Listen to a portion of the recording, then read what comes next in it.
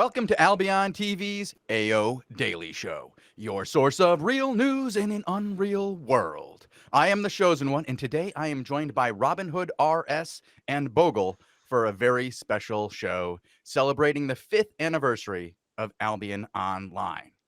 In just a few minutes, we will be joined by the game director and CEO, Robin Henkes, the senior combat designer, Michael Schwan, and chief technical officer, David Zaltz, one of the founding members of Albion Online and Sandbox Interactive. And he's got some great stories for us, and we're going to take a look at an alpha clip. But first, we have some notes for today's broadcast. Marco, do you want to let everybody know what they need to know about Twitch drops? Yeah, I'm seeing a lot of spams in the Twitch chat already going ! Drops. You guys do not need to do that. All you guys got to do is link your Twitch account to your Albion Online account. All you have to do is head to albiononline.com/Twitch, connect your account, and then you just have to watch the stream, and that's it. 30 minutes of viewing time, and you'll be able to claim your exclusive Twitch drop here. It's only available on this channel, on this show today. And it is tradable as well. So there's a potential for it to becoming pretty valuable later on down the line. So it is worth it. Also, some other things to go over. We have some free emotes for all the followers that you can use in the Twitch chat. Simply follow the channel and then refresh it, and you'll be able to use the 5 emotes. We do have a special one in there that we'll be using in just a moment. And also for all the giveaways, we do have a handful of skins to give away today. It's vanity skin sets. You just got to be interactive in the chat. Type to us, ask questions, whatever, talk to each other, and you'll be entered in, and it will be randomly drawn throughout the stream. So make sure you're active. There we go. All right, chosen. Anything else? No, that's all we need to do. At this point, we just need to introduce our guests, Robin, Michael, and David. Why don't we get them on screen? And how are you guys doing? Thanks for joining us. Hi, guys. Hi. Hey, guys. Yeah, happy to Good to be see here. you. Yeah, doing pretty good. Excellent. For some quick introductions, why don't we start with going around the room? When did you guys start working at SBI, and what do you guys do there? I guess we'll start with Robin and then work our way through. Well, I was going to say we're going to start with the person who's been with Sandbox the longest. Let's do Yeah, that. that is actually me, surprisingly. I'm David. I'm the CTO of Sandbox, and I am actually one of the original founders of the company. The others don't like to be on camera. But I'm here, yeah. So what I do at Sandbox is I'm responsible for everything technical, ultimately. And I literally wrote the first lines of code for that wonderful game. I'll go next then. People probably know me from the Dev Talk, from the occasional interview, and back in the days also from press releases and interviews. I'm Robin. I'm the CEO of Sandbox Interactive, and I'm primarily the game director for Albion Online. So my job is both the creative direction for the game, but also the resource allocation. What are we doing, and how are we doing it? That's my job, and yeah, get a lot of love for it and a lot of hate for it. I can relate to that. Yeah. So I guess then it's me. I'm Michael. I joined Sandbox in 2015 in preparation for the summer alpha. And since beta 1, or in preparation for beta 1, I have mainly been responsible for the combat, for especially PvP part, and the items for all players, or all player items, and also have been involved in various other features and game design topics in general, mostly related to PvP. All right.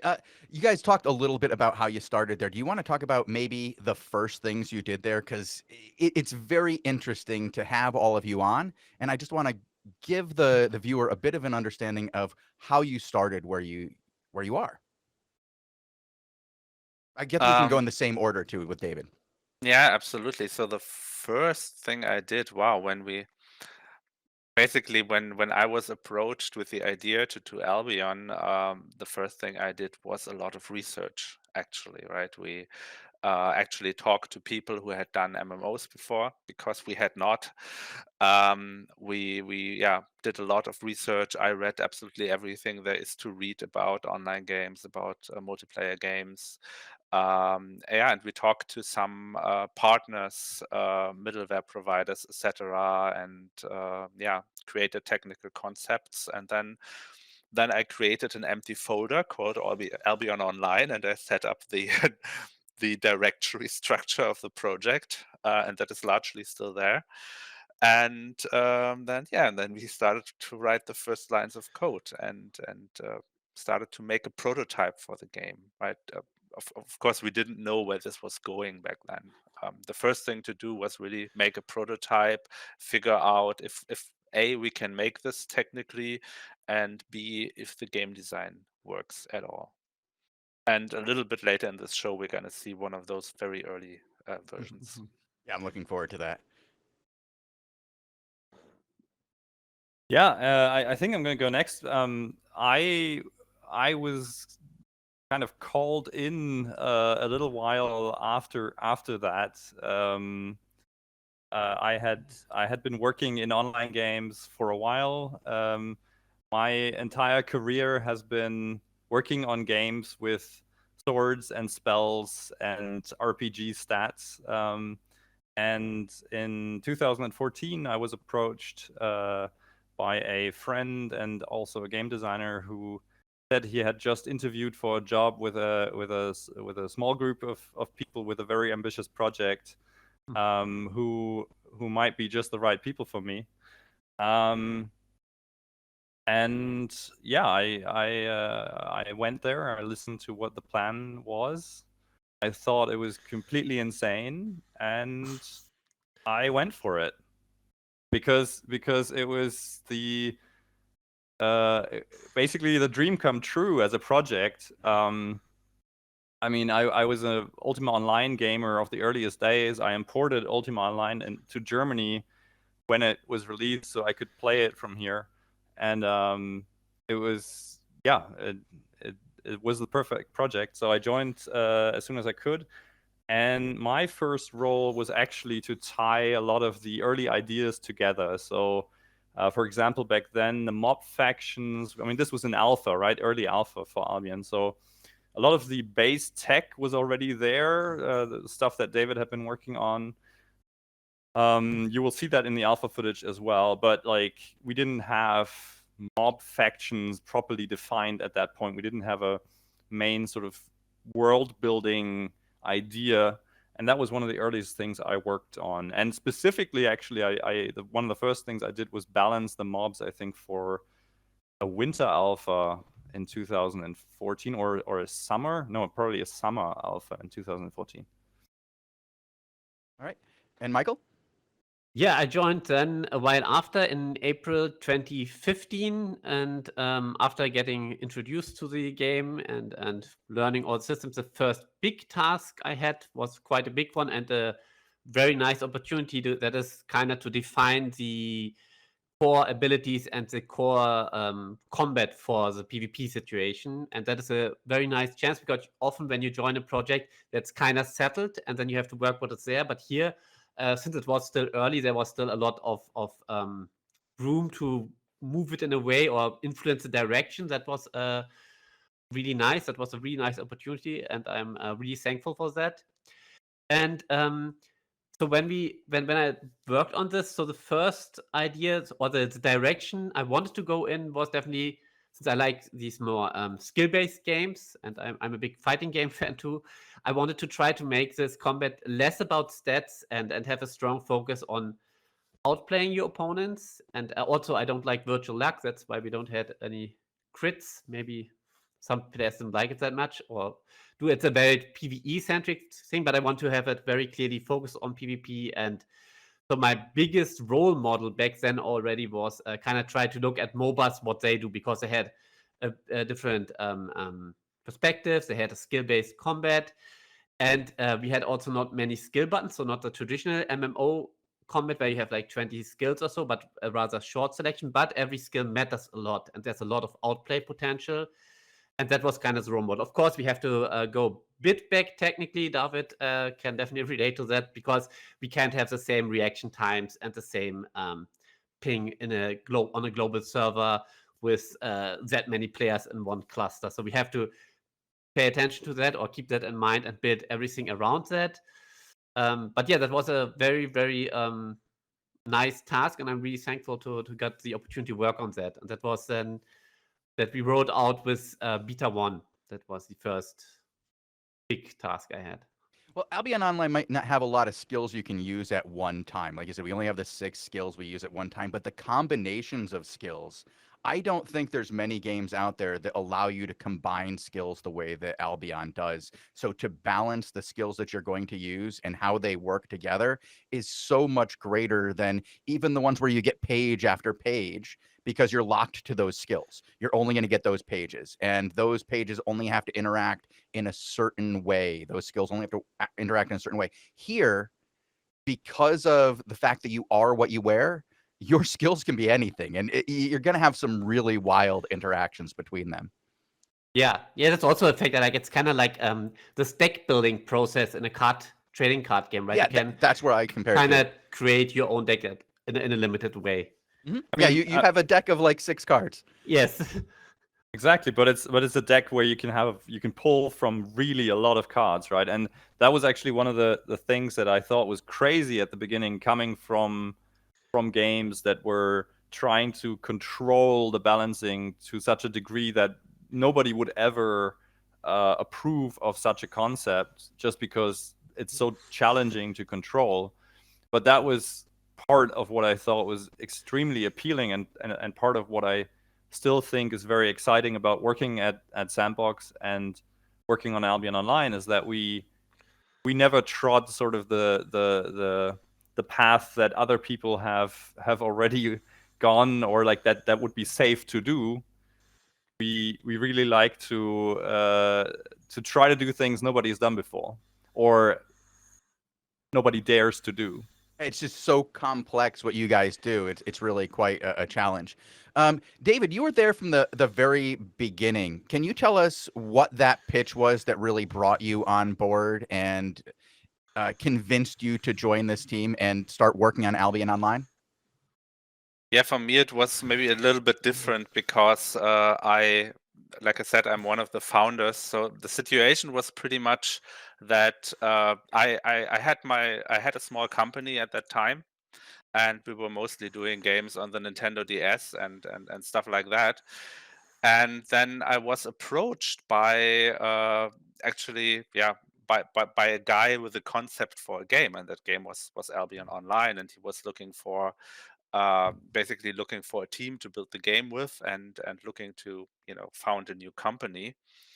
And I thought that was a brilliant idea, right? It was basically a dream come true. I had for many years tried to build my own company, and suddenly there was a chance to make something that was a lot bigger and a lot more ambitious than anything I had done before. So I was actually super excited about that, and I'm not really a game designer, right? I'm quite different from Robin and Michael in that regard. For me, it was all about the technical challenge, right, and the opportunity to build an MMO. That's something I just couldn't let go. We're going to be looking at some of that alpha footage that you brought in just a moment. Do you guys want to talk about some of the differences that were in alpha before we look at it compared to what actually made it into launch? I mean, it'd be easier to talk about what's still there. I guess not. No, there's a lot of stuff No. still there, but yeah, it's actually fascinating. I can quickly say what the original pitch was that I was also approached with. The idea was to have a very hardcore game, something that was more like Ultima Online and a lot less like World of Warcraft, because obviously going to compete with World of Warcraft was insane, right? We were never going to do that. We were, looking to do a niche game. So the original pitch was essentially we're doing a medieval version of EVE Online, but we're doing League of Legends Combat. That was kind of the idea. So a game very much focused on PvP, very much focused on guild versus guild, and not at all focused on PvE, for instance. Initially, we even believed that we wouldn't need PvE at all, right? That we would not need dungeons, we would not need monsters, we would not need loot chests and stuff like that, that it would all be about PvP. And essentially, Albion is that game, but we obviously realized that we need a little bit of content to fill the gaps between PvPing. But that was the initial pitch, right? Crafting, PvP, very hardcore, full loot, also part of the initial idea. And we were not at all concerned with graphics or appearance, right? The idea was to make a relatively simple game that didn't need to look like much, because it would appeal to a hardcore audience that wouldn't care. Right. Fortunately, we quickly found out that we could do something that actually looks nice and that we could potentially appeal to a broader audience. So we went for that. But yeah, that was the initial pitch in a way. I'm very impressed with how the graphics have evolved while still keeping that simplistic style that allows for cross-platform play, such as on the mobile and such like that. It's so impressive how you guys have continuously improved that. I still always talk about the day we gained fingers. It was a big day for the people of Albion.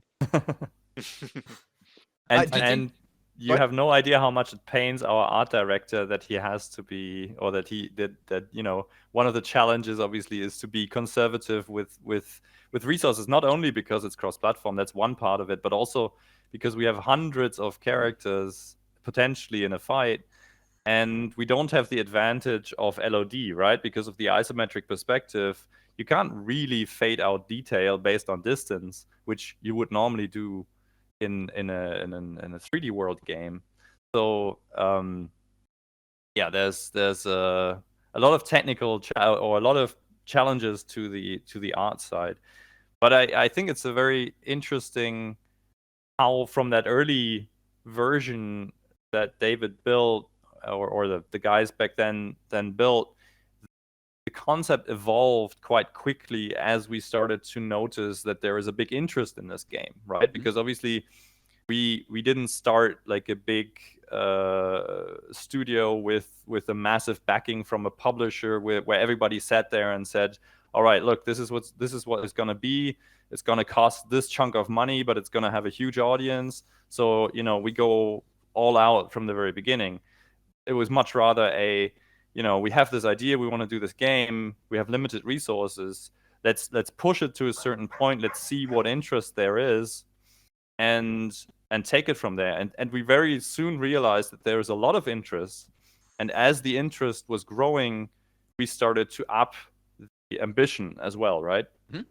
So like you said, the graphics, the quality of graphics was pushed up. It was pushed into full 3D, obviously. We added a soundtrack that was even recorded with a live orchestra and all the things that you would expect from a high quality MMO, but that wasn't what we knew we were doing from the very beginning, because we had no idea how a MMO that was so against the mainstream at that time would even fare in terms of like interest, right? Yeah, everything at the time was pretty much theme park. It was very much a theme park world out there, and then Albion came along and it said, play with each other instead. Like, you are the content, the other players are the content. Don't look for us to make the content for you. You're the content creator. Absolutely, and that was also a financial decision, because these theme park MMOs easily cost $100 million. And to be honest, we did not have that kind of money, and we were not going to get it. So we knew we had to take a completely different road.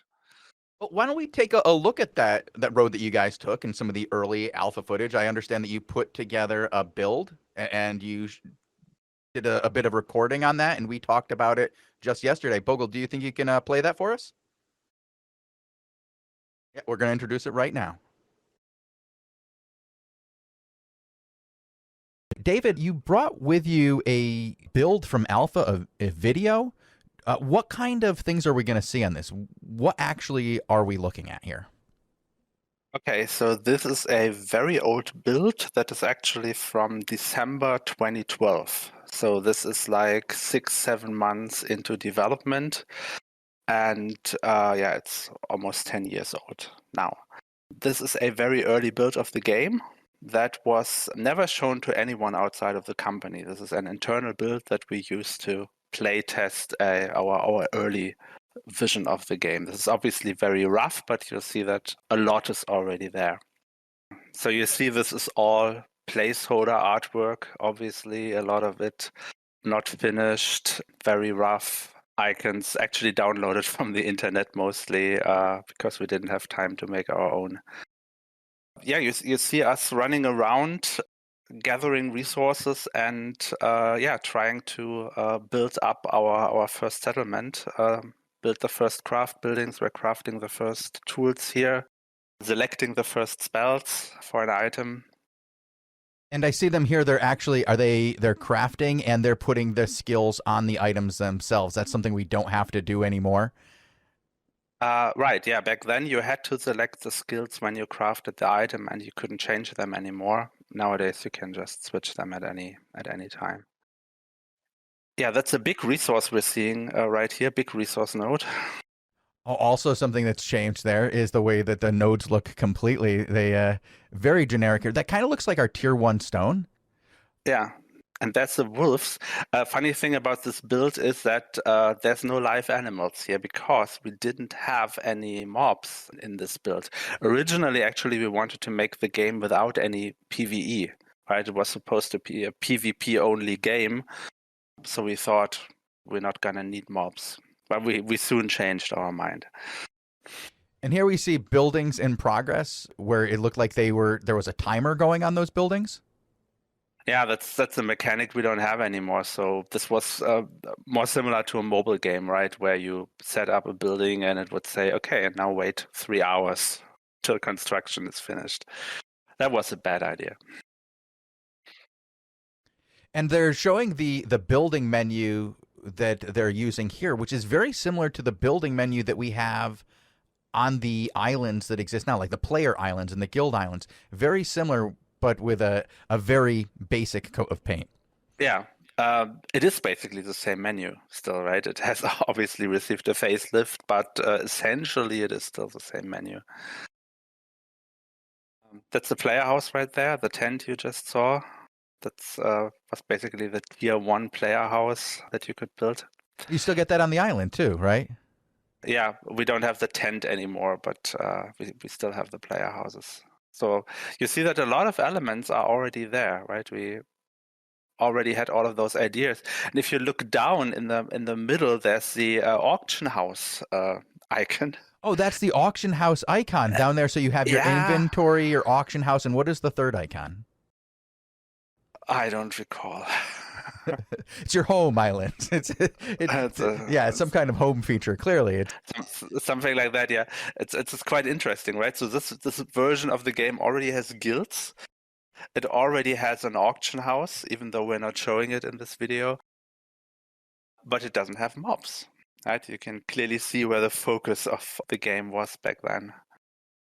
All about the player-to-player interactions of guild versus guild and player versus player, and players creating the content, not the world itself. That you don't need NPCs if you've got players to fight. Yeah, exactly. The red wall we just saw is actually a territory barrier. So we already had territories, and you could close the barrier to let others in or not. And the building right here we're seeing right now is the smelter building, and you see that there's basically a heating system going, right? So you had to feed it with combustible materials and bring up the heat in order to smelt iron.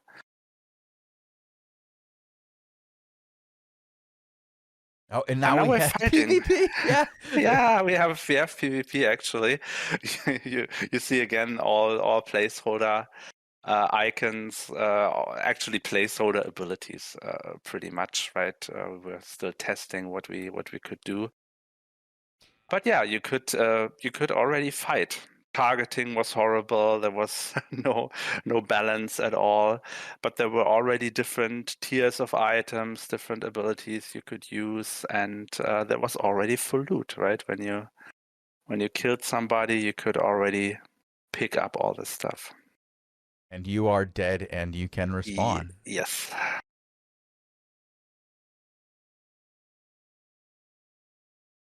All right. Thank you guys for hanging out with us on that. Robin, you were saying earlier that it would be easier for you to say the things that had stayed than the things that weren't there, weren't there anymore. One of the things that did stay, and you can see this, is that there's these buttons on the side, for example, because Albion has always been intended to be a cross-platform game. Before we move on to the rest of this, you want to talk about that a little bit, how from the very earliest days of Albion, it really was meant to be a cross-platform game. Yeah, and I mean that's a bit of a funny story too, right? Basically, when the development on the game was started, it was a time where game engines like Unity, for example, were really beginning to establish their, you could almost say, dominance, because of their cross-platform compatibility. And it was the time of the tablet hype, where the expectation was that 10 years down the road, possibly nobody would have PCs. And while we know that is a repeated statement frequently, that the PC is eventually not going to be used anymore, and all the time it's wrong, we didn't want to build on an MMO that would be stuck on one particular platform, because our intention with Albion has always been to run it for a really long time. Because we're looking at other games that were started in the late 90s or early 2000s that are still going strong. And, those are our references. We want to keep going with Albion Online for as long as we can. And for that, we wanted something that technologically would be safe, future-proof. And funnily enough, actually, the mobile version of Albion Online actually kind of proves that we were right in that, because there are certain countries in the world where there's very few people actually being able to play on PC, but there's a lot of people joining from mobile devices nowadays.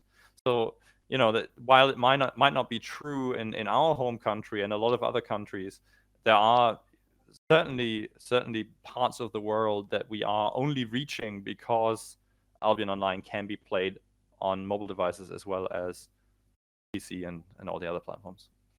Yeah, absolutely. The mobile launch has really, I feel like it's gone beyond expectations, personally. I was kind of the impression that it was going to be very much, farmers, farming.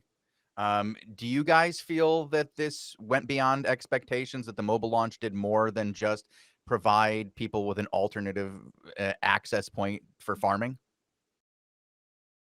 It must have.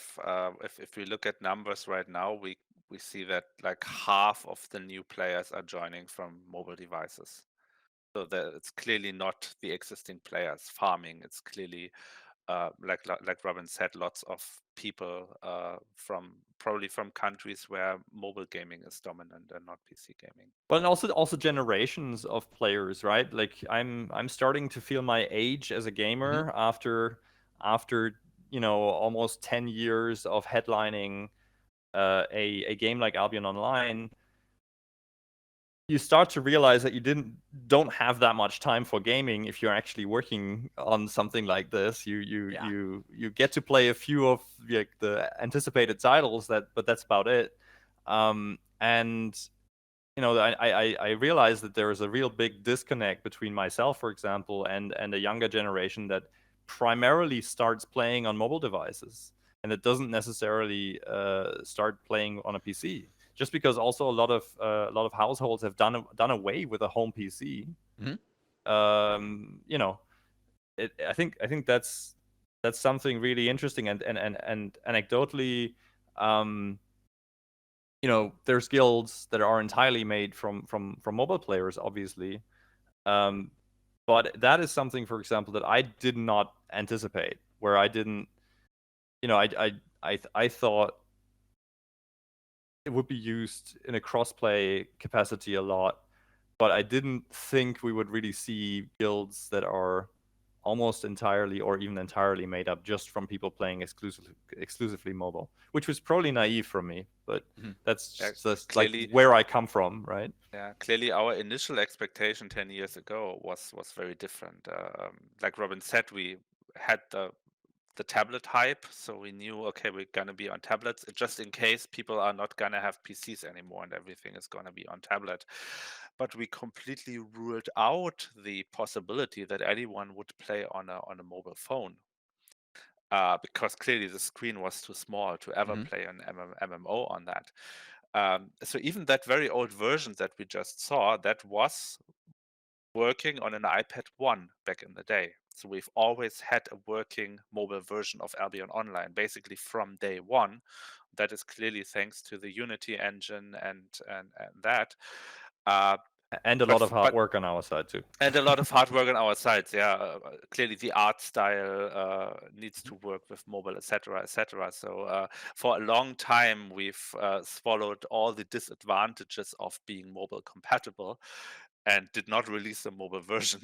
So I'm really happy that finally happened. But yeah, for me, phones was a big surprise, because for the longest time we had completely ruled out even the possibility that this game would work on phones. Actually, from a friend of mine, the kids, they are playing Albion on phones in their school. He told me that, and they had created a guild, and they're communicating on their phones via Discord. That was also very surprising for me. And they playing that but to be honest, class. There might be a lot of these players watching right now and thinking like, you know, you guys are so outdated, Yeah, but you know, you're always a product of your generation and your upbringing. You know, our most intense gaming years were our early 20s and late teens, I guess. And you know, I still carried my PC to LAN parties and the big tube monitors.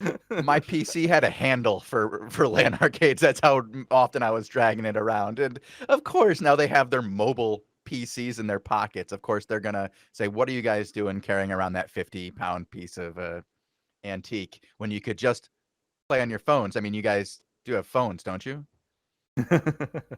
Yeah, we do. I want to get back to that video that we just saw, because there was a lot of talk in chat. They were really impressed by that. I want to give a shout out to Elsa for helping us with that video, and all of the other great videos that he has done throughout the years. There has been a huge shift. I mean, you've always had great ads. You guys have always had great ads, great dev talks, great trailers and stuff, but there's been a shift and a push to have better media in Albion Online. You guys have done a great job. Do you guys have any specifically fond memories of some of these ads that you worked on, or a specific dev talk or a point in this process that really sticks out to you? Got a few. Okay. Yeah, absolutely. Font, I don't know. I remember at a very early point, I don't know which year it was, probably 14, 15. We did a trailer at an actual windmill, which was a great background. And the only thing I remember about that shoot is that I had glandular fever on that day, and my throat hurt like hell, and I don't know how I got through that shoot. That's what I remember. I've done a few dev talks and live appearances completely drugged up on cold medicine because I've had such a bad fever. The Queen trailer, for example, was completely on fever. Actually, that shoot that David is referencing, was one of my earliest videos I did for Albion. And it was also a very poor performance because for some reason video team we were working with decided to put us on these tall boxes that we had to balance on while doing our talk so that they could get the windmill in the background. And I was nervous about my first video appearance, and then I had to also worry about not falling off these boxes. It was one of the worst experiences filming for Albion Online. I mean, Yes. I've already obviously had quite a few appearances. My favorite has to be the mobile launch trailer, just because it was just very fun from a creative process perspective to the execution to everything. The only thing I regret in that one is it's a very similar situation that my short appearance in the video had to be done in like 1 or 2 takes, balancing on the edge of a staircase, and like not even getting a chance to do this.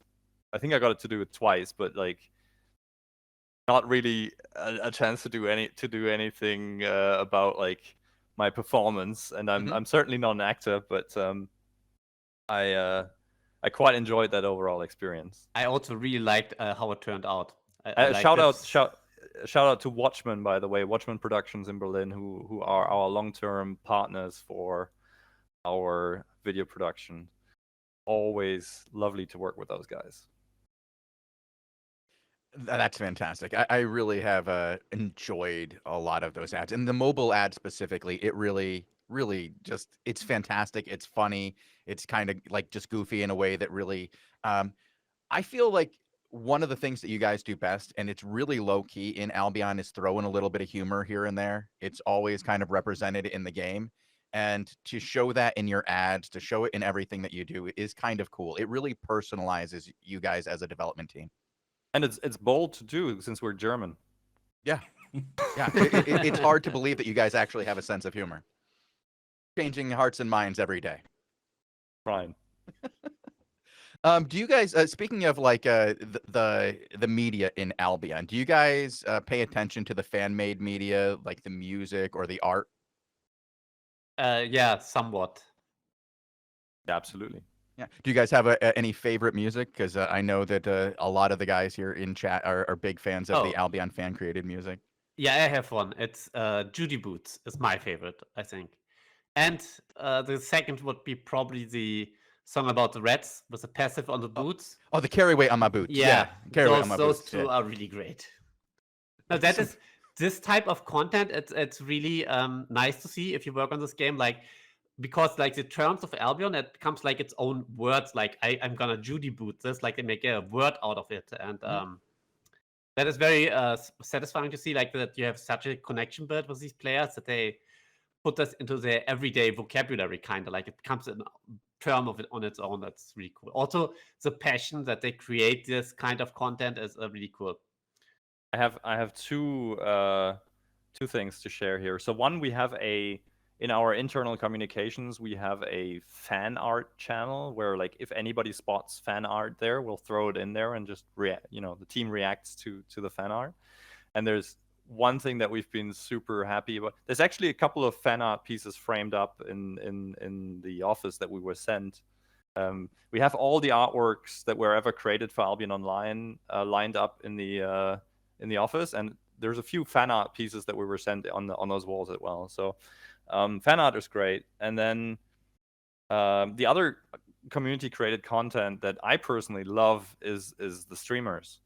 I once did a super cut of like great moments in Albion Online streaming with just all this raw emotion that we're getting from the streamers, and that's really what we work for, to see those reactions and that that excitement. I can totally relate to when you have like a really tough week and you have really a lot of stuff still ahead, problems, then it also gives a lot of energy to just watch a stream and see how the players are engaged with it. Sometimes it can be a bit frustrating, but for the most part, you see like how much they are engaged and invested into this game and how much they enjoy it. And like you see also cool interactions in this game happening. That is actually one of the most gratifying parts of this job, I would say. Because there's where you really can see it through the player's eyes, right? Otherwise, we kind of have to analyze data. We play it ourselves a bit, but it's very different to see this raw emotion from a stream.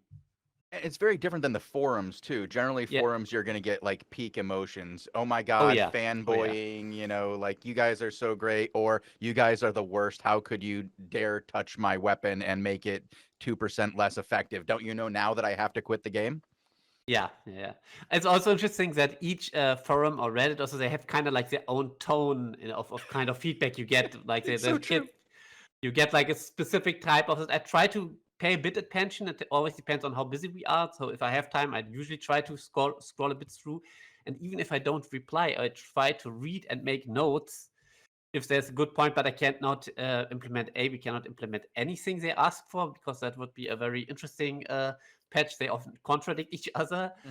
And B, the best thing is if you can provide like what content you play stuff in and why you think it is broken, then often we make notes and investigate it. That means we have to check because we can't take everything as at face value, and we don't. I often don't know the person who's posting this. I'm not involved enough with many members. So some I do know, but a lot of this, it's really hard to filter through what how reliable each feedback is, because not every feedback you get is that in depth with the game, right? Sometimes they have a very gut feeling reaction and right, stupid game, I died to this weapon, yeah, remove it and do something. But sometimes someone has this tone, right? He's like really angry, but actually he plays a lot, and then it's kind of hard to distinguish this. So, he actually has a very good point. It's just because the way he framed it, it was kind of a bit suspicious that I thought maybe he's just ranting, and then later look, oh no, actually he had a good point. It's very hard to like filter out the noise with Oh yeah, feedback absolutely. And when you use the Twitch streams and you watch them perform live and you see them engage with it Yes. while their own emotion to their fans, not to you who they're trying to get a change from, but to their fans who they want to say, this is how I'm feeling right now and this is who I want you to know. When you see that reaction from them, you can really go, okay, all right, yeah, so, and that helps a lot. That helps a lot because I see the situation. I saw what he used, where he used it, what happened. Oh, that looked annoying to deal with. I agree. I understand why he's angry. And then you have to check, okay, that is annoying in this situation, but if he nerfs this ability, maybe this item has a problem then in all other content. So we have to find a way to lessen this frustration here. Say, in Corrupted Dungeon is a typical example, but don't destroy it in the open world. And that can be very challenging because we have so many different types of content.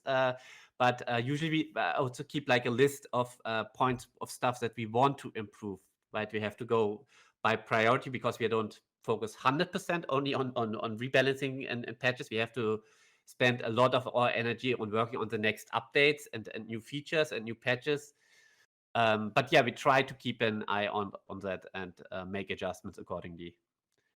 And if you have feedback, please don't feel discouraged if we don't react immediately, or especially if you don't reply. We try to keep an eye on that. It's impossible to reply to everybody, and you just can't do it. I do want to. We've now thrown in player feedback with the player created fan art and music. Well, it's similar. It's similar, honestly. Like fan art is often like one of the great ways of seeing feedback. You can see where the passions lie, and you can see what things people really care about, what they're invested in, and where their love for the game lies. And with feedback, sometimes it's a mixed bag. But I do want to get back to the beginning of the game, to the launch of the game 5 years ago, and talk about like what some of your favorite memories from that time were. I know it was a rough time, and that there may be only like 2 or 3 favorite memories or positive memories. But can we talk about some of those? I mean, a lot of the positive memories, honestly, from that time, come simply from the work and the spirit, and the camaraderie of the sort of work environment we were in, because at the very beginning we were less than 10 people in a flat in Berlin before we got the first proper office, and it was very tight, a group of people that was working a lot, and they were just, we were very tired, but also very excited about what we were building. I don't know. Do you guys have any specific moments? There is this incredible moment when you open the floodgates, and there's just this. Basically, we have the ability to watch the game, right? It probably doesn't come as a surprise, but we can open a window into the game and watch the players play, and you have that countdown to launch, and it goes down to 0, and then suddenly there's an avalanche of people, streaming from the initial spawn point, on that pier it was back then, into just an avalanche of naked guys streaming into the cities. That is just an incredible sight. We were That's true. wow. That was wow. Awesome, yeah. But that's already at the end. Well, I guess we had that in every alpha phase, right? Yeah. For launch, it was obviously the most. But the biggest wave. Every time you're surprised that people actually come, right? You've set up this big party and you've invited everyone, and it is still an exciting moment when they actually come in large numbers. Yeah, I have some fun memories from alpha that aren't necessarily, I would say, enjoyable memories. Mm-hmm. Like, I have this one memory from an alpha where a player found an exploit during a test phase, and we caught that exploit, and we knew if they were able to get away with what they had gained, that would probably ruin the test phase. So I actually went in on my GM account and appeared in front of this player and said, "Look, dude, we know what you've done. Please hand over the merchandise. You can continue playing. I mean, this is alpha, right? We were supposed to be finding problems, but don't ruin the test." And he was like, "Yeah, I fully understand. Here's like I don't know what it was, 100 billion silver generated." But then he was like, "Can I just keep 100 million for myself?" And I was like, "No, no, you can't. I'm letting you stay in the game. I'm being nice enough." But he was begging quite hard, and but the thing is, we have a very, very harsh stance, and we still have it to this day. Obviously, like, protecting the Albion economy is our number one priority. So even in alpha, I did not let him get away with any penny. But yeah, that was like, I've done more of these direct undercover game master actions during alpha to protect test phases, and some of them live as well. So there's a lot happening in the shadows to keep Albion safe. Yeah, there is always, with an MMO, you have to find some way to always be present and always monitor the world. And with such a unique economy, it's got to be even more difficult with Albion, because it's not an NPC-driven economy. It's a player-driven economy, and it has to maintain balance just like the combat does, because the economy is a way for people to compete in this game. And if you break that, that ruins the game for a huge number of people. There've been a lot of changes since the launch of the game to now. Are there any of these changes that you would think that some of the newer players might be surprised about, that they might not realize weren't things that were available at launch? Quite a lot. There's a lot that's changed. There's a lot that changed. So what was it? One thing is, we might have done that to launch. I can't remember, but the spells were locked on your equipment. I think we changed that in beta already. So the crafter choose the spells for you, and then you could never change them. You would need to buy the item with the spells you wanted to, and that was maybe more interesting for crafters, but was quite limiting in how you play daily life, because you couldn't change your spells. You were really locked into that. That was changed. Another thing also that is a smaller thing that is interesting is we didn't have health bars for mobs in the beginning, and we didn't have that at launch. I think a couple updates in, We got these small red health bars that are kind of like in Dark Souls games where you can see how much health. That was really difficult in group PvE because always there was a high risk that everyone focused on a different mob and then realized, fires different mobs. Yeah. yeah. Yeah, we had to call out mobs back in the beginning by name, Yes. and everybody would have to pick the exact mob because you couldn't tell. I do Yes, remember that. That was a rough time. I think generally newer players will be surprised at, or would be surprised at some lacking convenience options from back in the day, and also the lack of a tutorial, right? Like when during alpha, the tutorial was basically here's a couple of Destiny board nodes for you to complete, and here's an island that you can get off as soon as you've completed those. But you know, there was like 10 steps, and then you're out. Go do the rest. And we were always very happy with how that worked. I mean, the crowd that we were addressing consisted of a lot of very smart people who you know had that drive to figure out how the game works, and very driven to explore. But you know, down the road, as the game became more popular, drew in a larger group of people also, there was obviously a need to explain a couple of concepts better and do a little bit more I guess hand-holding in the beginning to help people understand what is the sort of game that they've just gotten into. But we still try with the tutorial to not give you a, you know, click here, click here type tutorial, but rather one that slowly starts to challenge you about, like, how am I going to go about my goals before eventually just letting you go into the world, right?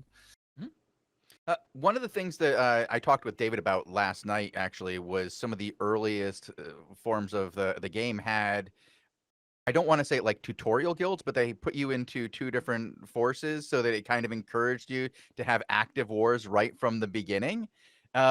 Is there any plans to maybe incorporate into the tutorial that we have today or in the future some way to introduce people to PvP in a more concrete way? Very good question. Faction warfare is effectively aimed at providing an early accessible PvP experience for players, that once you've, you know, managed to grasp a hold of the basic concepts, you can go into faction warfare and rather safely start to experiment with combat. It would be interesting to try and basically get a battleground into the tutorial itself. You obviously have a question like, who are you fighting? You know, you're relying on other beginners to also be there, which with a 24-hour cycle might not always be that easy to provide. But I'll think about it. It's an interesting thought. Yeah. I think one other thing, by the way, that people would be like, if we're really talking about differences between alpha and the launch version, or alpha and nowadays, we had very ambitious ideas, or call them naive as well, about the use of buildings in the game, right? Like in the alpha, there were no building plots. There was no building plot ownership. You could just place a building wherever you liked. At least in some of the earlier alphas, and it very soon became obvious that the world would just be a graveyard of abandoned buildings. Yeah, little because tents. people just built them everywhere. So we developed the plot system, and then later on the island system, so that every player could have a chance to build up their own environment. Because, you know, the other thing that we realized after we introduced plots is obviously that people occupy those plots, and everybody who comes after needs a way to also fulfill that Albion fantasy of building up your own place. It needs to be competitive at some point. You can't just have permanent buildings that drop down and then people like secure land that can never be used again. You're going to run out of land to fight. And that's what Albion is about. Speaking I of... mean, Albion. So sorry, I have to, because that's a key point. I think where we are also different from what a lot of other people who are trying to do the same thing, or who are doing the same thing. What we always try to do is we try to think big. We try to think in what would be the awesome thing, but then it also has to work, right? And you can't just naively assume, if you do something awesome, it's just gonna work. You really have to think about upfront, like, how is this gonna get used? And I think that's something that we're very proud of with Albion, is that there's a lot of things that could easily fail completely, that we have managed to put into a place where it's constantly working. Example is just the overall economy, right? It's not entirely trivial to build an economy that remains stable and active for such a long period of time. Yeah, I'd have to say that the economy in Albion is one of the most unique in gaming, period. And I know that there are people who just play the economy in Albion, whereas in other games, it's such a minor aspect of the MMO that it is generally an aside. But Bogle plays just the economy. That's his thing that he does in the game, and he absolutely loves it to the extreme. And there's so many people like him, and it's not just they play the economy. Some of them will play the plots, like the plot ownership, and some of them will be the laborers, for example. That's what they work on, or just farming or gathering. There's so many different interconnected pieces to the economy that it provides a gameplay type for so many different players than just the PvP oriented players. And that Yeah, and was we one of are the things that really drove me into this game. tremendously proud of that, because if you watch our very, very early announcement videos, this is exactly what we're promising.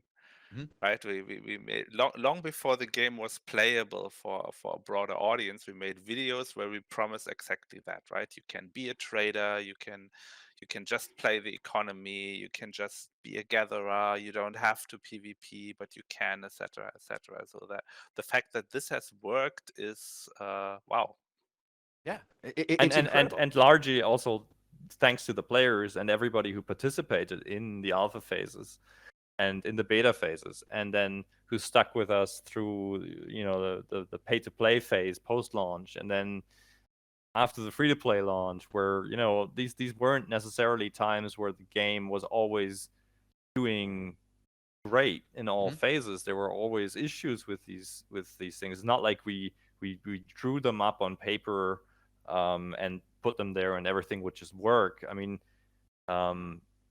we went through so many iterations, and I think that's also a strength, or at least we like to think so that we are willing to revisit our concepts and reiterate on the concepts to keep refining the systems. And I know it's frustrating sometimes when basically instead of some new awesome feature, we go back to a feature to put it into better place. On the other hand, I know there's a lot of people who actually prefer us to do that, and who don't like when we put new content in. But it's what we actually observe is when an update focuses on new content, we get a lot of messages about all the old content that's not good. And if we do an update where we focus on old content, there's a lot of messages saying, where's the new stuff? So, in reality, we have to balance those needs. And that's one of the most challenging things, honestly, about this game, is that the diversity of experience. How are you enjoying Albion Online? What is your Albion Online?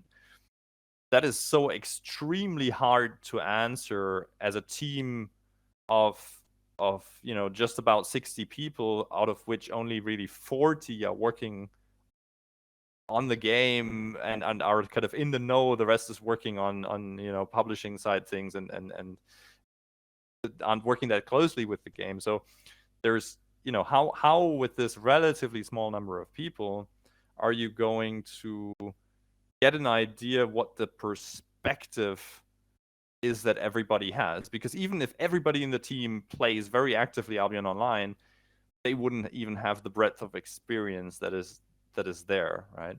So we can often understand when players in certain areas of gameplay feel left behind because of certain decisions. It's extremely hard to get behind what everybody's actually doing in the game. Mhm. When you compare it, for example, to, I don't know, League of Legends or something like that, right, where you have a really rather tight, like, Really tight. everybody's group of playing the same content, game, right? Yeah, everybody's doing the exact same thing. They're going forward and they're splitting into lanes. But yeah, I wanted to touch a little bit on the old versus new content, because you guys just released an update into the fray that focuses largely on that fresh coat of paint, looking at older systems and making them better while still adding a bit of new to it. And I feel it was really well received from the fans, because so many people had been asking, can you look at some of this old stuff? Can you do this? And, you know, we kind of joke around in our office, it is the fan service patch. It's the quality of life. This is the one for the long-term fans. This is for the guys who've been here and asking for these updates forever. And I can tell you, the fans appreciate it. They really do. Yeah, We're glad to hear that. The Crystal Reader also, it was something that we wanted to do for a while, so I was happy that we could finally get it in. And I would like to add a point to what Robin said. This iterative process that we have is a very big part of our philosophy. And I think what makes the game so strong is we are always trying to react to what the players, how they interact with our content, right? We have an idea, we make a plan, and then we launch it. And then we see how do you play it, and then we need to react on it. So we if players do things differently than we originally intended, then we do not need to definitely block that. We have to see, okay, what are they doing? Does that cause problems? Would they like content to be more pushed into that direction? And then there's kind of this back and forth mentality that is very important, I think, for our whole philosophy. And that is also part of our patches when we reiterate on older content. And it's also very fun, I think, to like refine things and keep working on them and see how players interact with them, and then making improvements that they enjoy this content more. I think we're going to talk later a little bit about how updates actually get made and planned, and how does all of that work, because that's actually a pretty intriguing and complex process. I do want to talk about something that you guys changed, and it was a philosophy change. It was a huge change for the game. When you went from 5v5 content for territorial control to ZVZ for territorial control with Queen, it completely changed the way the game was played. It changed philosophies in the game. It changed who was getting the content. Do you want to go into that a little bit, and what kind of pushed you guys to do that? Was it a technology change where you suddenly had the technology to do it? Or was it just, hey, 5v5 is stressful and nobody gets to do it. Maybe we should make it ZVZ. Actually, there was a technological component there. I don't know if David remembers. Yeah, there absolutely is. The thing is that you know, if this had been the original proposition of the game, you know, let's make a 350, 400 people fight literally on the same screen, I would have said, you are freaking insane, right? That is never that is never gonna work. You know, show me the game that does that. It's always a bad sign if there is no other game in the market that can do that, right? And you're the one, hey, I'm gonna pull that off.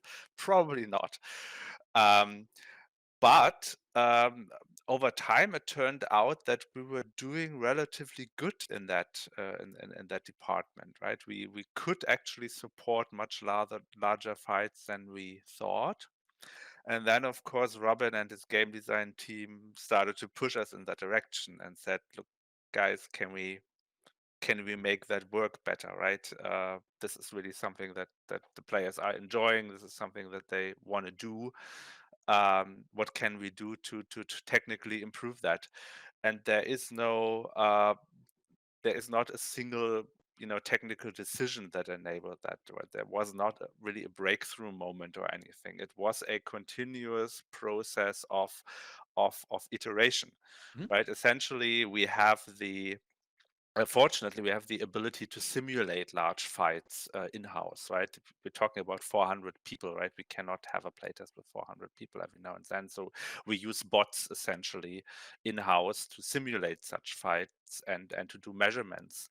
And so what we do is we examine very carefully where the bottlenecks are. They are sometimes on the network side, the network hardware is a component, the CPU is a component, etc., etc. And then you have to simulate, you have to measure, you have to identify the bottlenecks, and you have to try and eliminate those bottlenecks, and then you rinse and repeat.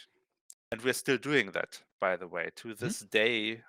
In the last patch, some of you guys have probably noticed, we have released another important improvement to these large fights. We constantly have to, right? Because we keep adding stuff to the game, and sometimes we make things worse, and then we have to fix them again and optimize them again. Yeah, and if I remember correctly, basically, I mean, you gave me the credit for pushing for this, but I actually remember the code team itself having the ambition to improve the large fight performance and heavily driving that process. Yeah, And because you got players to do it first, right? Yeah, What usually happens at the office, if you want to know the the real story here, is that me and my team, we get YouTube videos, right, of fights with lag, and then people are like, here's a video, the performance isn't good, this is lagging, you need to fix that. And then we look at that and we're like, this is really our game, really? This is what the game designers have done with it. This is what you can do in the game. And then we kind of have to fix it after the fact, right? So it's a player-driven optimization, right? We first ship the feature and then we fix it afterwards. Yeah, I'm definitely heavily involved with That's not supplying quite how you it guys works. the videos. I can tell you that now. I get a lot of video submissions of lag, and I just pass it on through to QA. I'm like, Well, there so you go, lads. we can talk about lag and the associated challenges, but later. But to get back to the decision about large scale fights. So I remember that basically the code team had pushed us forward in the performance of large fights to a point where we were comfortable or more comfortable with that decision. And it was something that we debated for a very, very long time, because obviously for up to that point, 5 versus 5 fights had been kind of one of the centerpieces of Albion's design. But eventually we just realized that the structures that were being created from these high-end fights were just unhealthy for the social structures that were being created in the game. There were a lot of guilds that were just built around supporting a few players having these fights and everybody else having to support them. And we noticed that was making people quit. A lot of people just didn't join into these guilds. And then the other part was that guilds that were successful didn't really have a reason to invite new players to show them the ropes and to get them in. So again, new players would come to the game and they wouldn't find a place for themselves because the territories were all occupied and nobody wanted them in their group. And I think opening this up to large-scale territory warfare was possibly the key decision that we made for Albion Online, because it changed the dynamics that the guilds suddenly started to care about new players. They suddenly started to care about involving everybody and build these social structures that actually encourage people to stay and not just exploit them from an economic perspective. So while we really loved the competitive meta that existed in those fights and the stories that were being created, I mean, you probably still remember some of the names from those days, and we all remember them because we saw them so often. But when a key part of your game is dominated by a few names, then you know that you have a problem if you have an MMO, right? That is totally fine if you have a esports game where you always notice the top end players. That's what you want to have. But in an MMO, you want everybody to be able to participate. And so we made that was probably the most crucial direction change we've done for Albion Online post-launch, And it was also the moment that the game really started to take off. With that change, basically the population numbers started to really grow. Ironically, that was kind of a holy cow internally that we slaughtered in that moment, right? Because that 5v5 was literally in the very first draft of the game design. It was one of the core pillars of the game, and it sounded like a good idea because the notion here was there's large guilds and there's small guilds, and the large guilds are always going to dominate. The small guilds are never going to have a chance. And so we're going to level the battlefield by making it about 5v5 combat, right? And that sounded like a very reasonable idea. And a lot of team members still clung to that idea, right? Until Robin ran the numbers and said, look, I can show you that it's literally 1,000 players who are, 1,000 out of hundreds of thousands who are playing these 5v5 battles, and everybody else is left out. Yeah, that And was a 1,000 big is leap. high. I mean, that wasn't even 1,000 for Yeah, most. I was recording Yeah. those matches, and while there might have been thousands of characters who participated, that was because several players had dozens of players and alts that they had made so that they can be in multiple areas at once. And at one point, it felt like you guys were playing catch up, like gameplay design wise, to stop them from doing that. Yeah. I mean, that's the other thing. The GVG system just kept growing in complexity to deal with all the potential ways that our lovely competitive players like to push systems to the edge.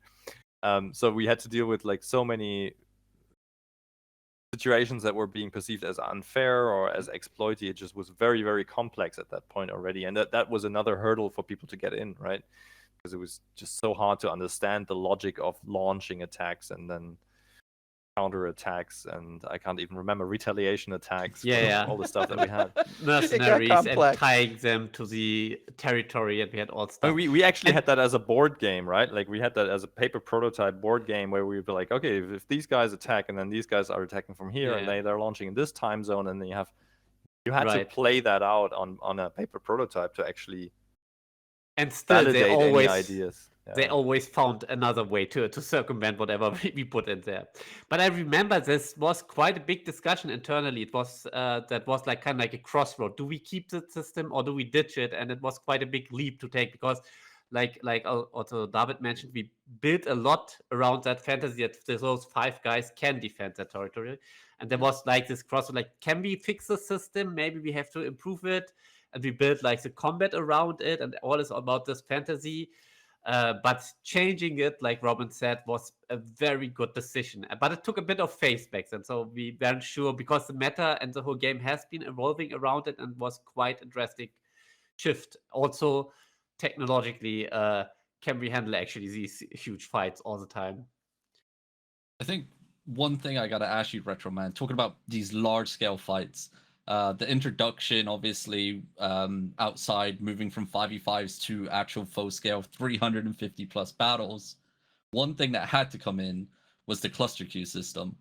Oh yeah. How hard was it, and how difficult was it, to build and think about that whole system? Because a lot of players right now don't actually remember or weren't actually playing back then. I remember massing up 3 hours before a territory battle just to fill the zone. So if you could give us a little bit of insight into the cluster queue system. Sure, yeah. So the cluster queue, so first, why we did that even is there was a problem that we need a limit how many players can be in a cluster, in a zone in the game, right? It was back then, I think it was 300 players. And what happened is if we had a super high value objective like castles, even back then, if there was a huge dispute or a huge fight between large armies, one would just go in 2 hours early and block it completely with 300 players, and then you couldn't enter. And that was how you could decide fights. And that was something, if you remove the 5v5 fighting about territories, then we need to solve that. Then we need to have a way to resolve fights where you could even bring 1,000 players. There need to be a way to do that. And we have actually been discussing different concepts for this. One idea was My favorite originally- was the one where players get stomped by a giant finger Yeah. if there's too many of them. I remember that actually. That was no, and the other was one idea was we would create a copy of the cluster. So you have 300 players here, and if you exceed the maximum, we would try to copy players down into like a shadow realm. I kind of imagine like Stranger Things upside down world. It's Right, like a right. shadow version, and then people could get teleported, would be teleported down there and keep fighting, and then get teleported up there. Which sounds cool at the beginning, but when you think through all the problems and edge cases, it becomes very convoluted and also technically more challenging, and also actually scrapped it and turned the whole mechanism of choosing players to send down instead of sending them down in this layer, send them to the exits. That's how the cluster queue was developed. And actually, it was quite a challenging feature with all the edge cases, and I had to work closely together with David on it.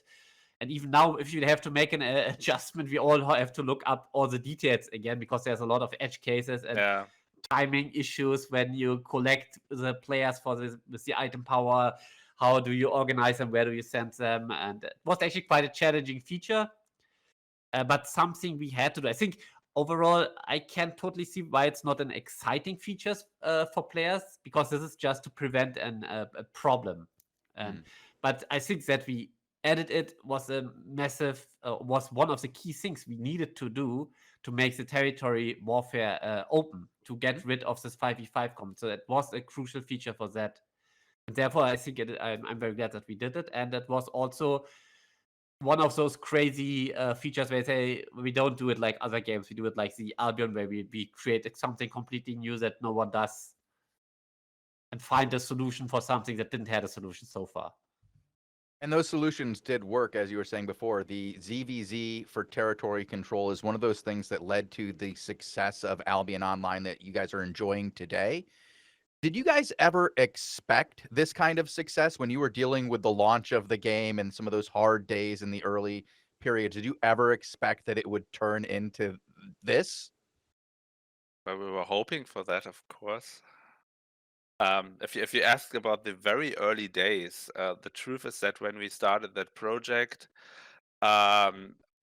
we completely agreed also with our investors that first of all, a video game is not the best investment for money, and that we would probably have a 20% chance of success. And back then, I thought that was even very optimistic. So yeah, of course, that's what you aim for, right? When you build a game, you aim for that success. But believing, I don't know, believing is a big word. There were certainly times when I thought we would fail, right? There were dark days, occasionally. There were the occasional like this. I mean, I told you already at the beginning that I thought the project was crazy when I joined, right? I didn't join really because I thought that this had such a great chance of success. I joined because I thought it was crazy enough to try, and that you don't get the chance to work on a game like this twice in your life. So that was the primary motivation for trying to see if we can make it work and doing our best to make it work. But and obviously you always work with the expectation or with you're looking for success. You're not going to start something where you think there is no chance, right? But I certainly did not see us, surpass 35,000 concurrent players in the game world. Like, that wasn't something I was thinking about back in those days. We were thinking about much smaller numbers. It really started as a niche product and has grown in accessibility and reach over the years. And I think a lot of that is some of those special choices that you guys made, the ways that you took a different path rather than the path that other game companies were making. Like you said, nobody else has a game where you can play 150 versus 150 in a single zone. There's no other game where you can play 100 versus 100 versus 100. And it truly makes for an absolutely unique game that I think really has surpassed expectations. It's for me personally, I never expected it to get this big. I thought it was going to be a niche game for me and my friends, but now I've been stopped on the street. Like it's kind of weird, it's really cool to see. You have? Well, I have never. Well, I'm on the screen more, and I go to a lot of conventions. So it's a bit of give and take. And it's on the street in front of the convention center where there's a bunch of people playing video games. So it's not at the grocery store. Nobody came up to me with their grocery cart, full of a computer going, "Hey, do you play this game too?" Yeah. But like I said, it's unexpected. What other unexpected things have happened? What have you seen that players have done that was truly unexpected that you weren't? You saw that and you're like, "What the? Why?" This uncountable things like that. I want to share one anecdote before we tell this story, because I think one thing that few players realize is that I talked earlier about how difficult it is to see how players are playing the game. Mm-hmm.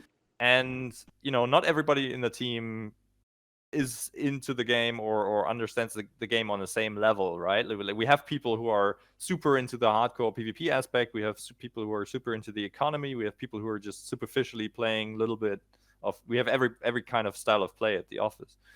So that what we try to do is to have in every room one big screen where the game is running, and where we follow a random player that is currently playing the game live for a period of about 30 seconds before we switch to the next player. Mm-hmm. So we effectively kind of just observe what are people currently doing in the game. And this has been one of the most exciting ways of seeing crazy stuff happening, because that mode takes you all over the game, right? Like it takes you to Hellgates, it takes you to the roads, hideouts, everywhere. So you see and player islands is one of the most exciting things. Like what do people do in the privacy of their islands? Yeah. You don't want to know. Yeah, like Exion's roleplay island. Nobody wants to end up there accidentally. We call that thing the stalk mode, by the way.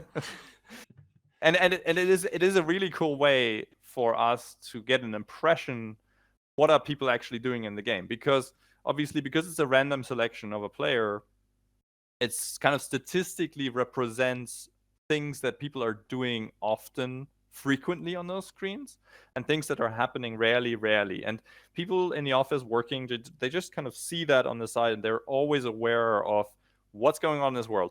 And I'll tell you now, if you're trying to do weird stuff in the game that might not be within the license agreement or the terms of the game, we have spotted more than one person doing weird stuff with this system, and it has led to game exclusions, seeing what people have done there.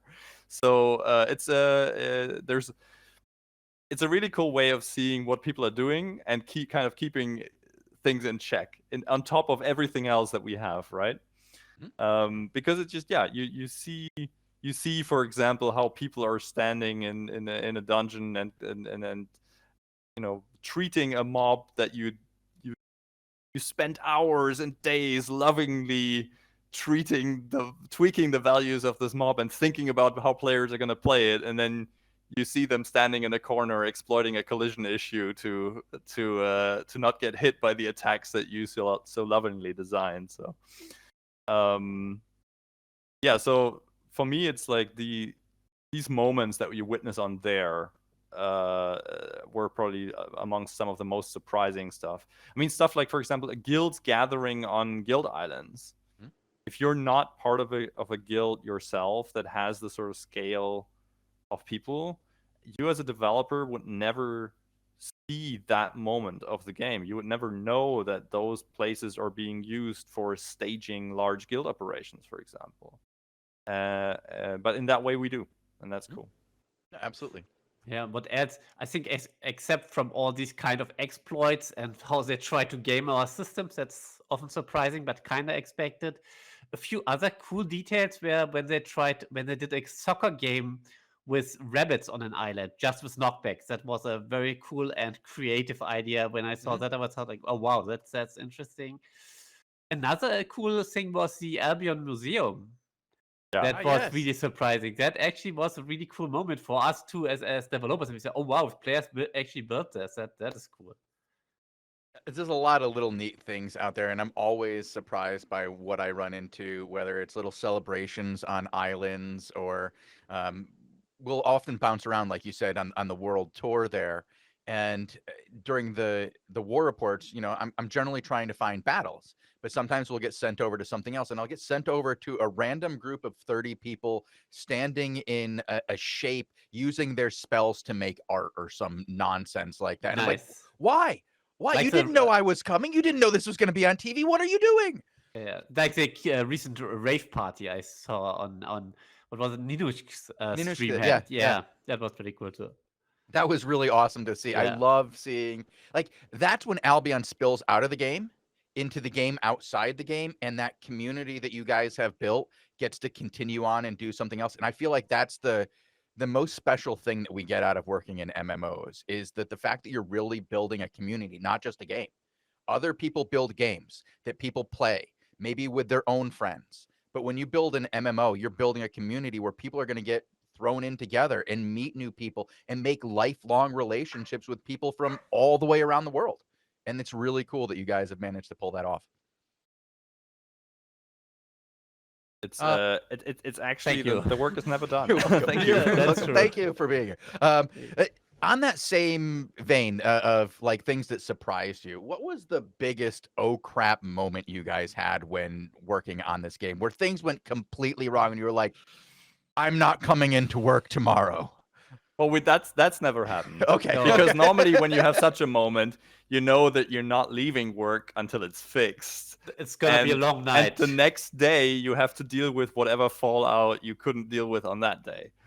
So I've there's no had a- exemption to come back to work if you screwed up. No. What I guess what you're looking for is I had a number of heart attacks on this, obviously because I'm working with the technology, right? And that's always Robin doesn't want me to tell these stories because we need to appear to be in control all the time. But the truth is that there are these oh crap moments, right? There was this one occasion, and I believe it was during beta, but I'm not sure. Where I was at home and I was experimenting with the database setup essentially, and my intention was to run a test on my local machine, but I had misconfigured something, and my local database connected to the live database of the game and essentially took down the game in the process.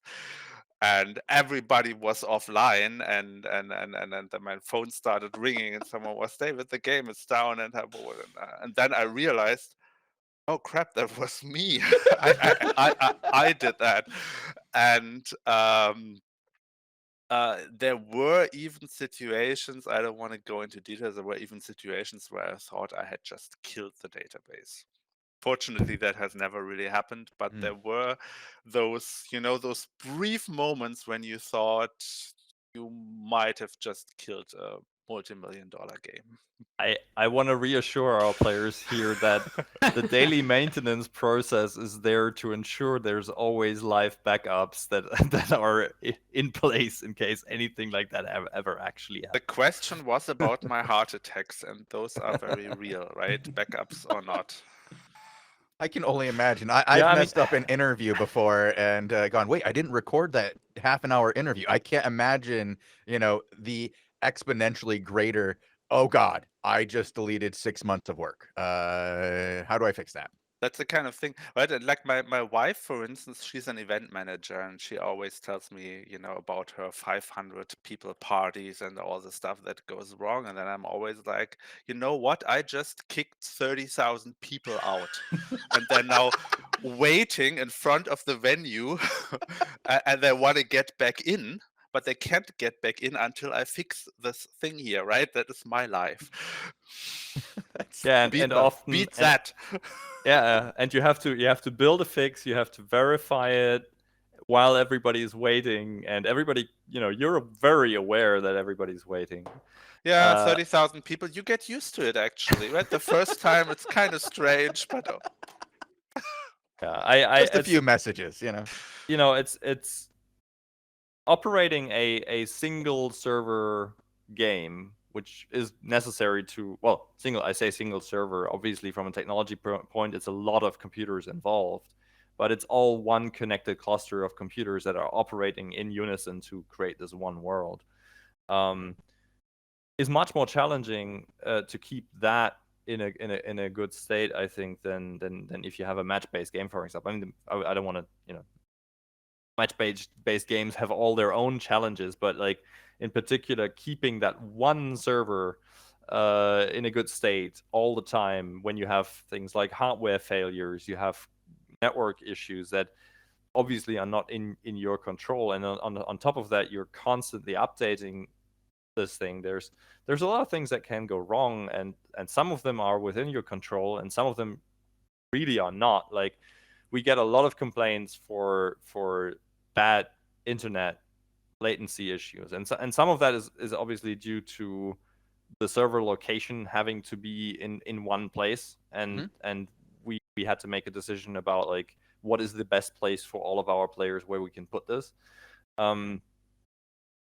But there's also a lot where there's just issues on the internet, and we have to we are being asked to deal with those issues, and sometimes we can put pressure on providers to look into certain issues, certain routing problems or whatever, but it's, in the end, we don't have our own internet.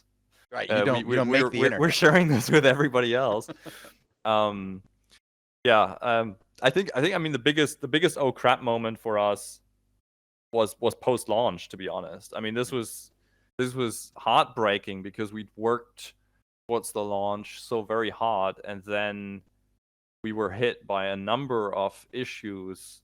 The first one we were responsible for, to be honest. We had, in very good faith, upgraded the hardware for the servers specifically for launch, because we really wanted the game to do well at launch. But Yeah. unfortunately, there was I think it was a multi-CPU issue with the database. Yeah, no, back then it was a very strange thing with the RAID controller of that particular database machine not giving the database the performance it needed. It was a very, very obscure issue, and Yeah. in the end, we only figured it out with the help of a real expert, which we basically hired a consultant for that type of database, and he then figured out that there's an issue with the RAID controller in that particular model of computer and blah blah blah. That It's was the the kind of first thing you post-launch just issue. cannot plan for, right? It's Exactly. And this was purely a result of us actually wanting to upgrade the hardware to make things better, right? But then the second issue that hit us hard, obviously, were the denial of service attacks post-launch. And there we have to admit that, we, like David said originally, we're not a team of veteran MMO developers. We didn't come from the big MMOs back in the day, but this is we've been doing it for a very long time now, but it was our first MMO, and we learned a lot about DDoS protection. But unfortunately, obviously, the first weeks after launch were just a very terrible experience for the players because of the frequent disruptions.